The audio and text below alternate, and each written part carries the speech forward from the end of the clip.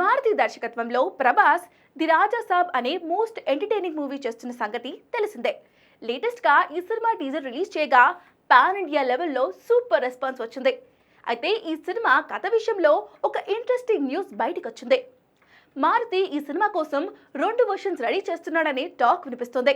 ఎందుకంటే గతంలో Prabhas 2 looks release చేశారు.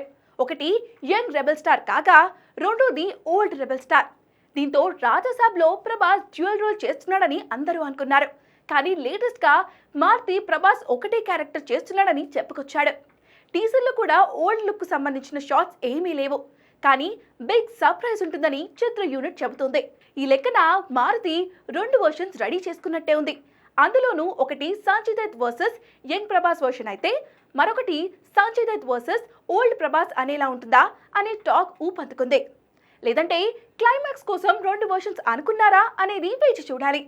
పోనీ 2 భాగాలుగా ఏమైనా ప్లాన్ చేస్తున్నాడా అంటే ఫస్ట్ పార్ట్ ను సాగదీసి ఆడియన్స్ మీద రుద్దే ప్రయత్నం చేయరని చెప్తున్నాడు మారుతి.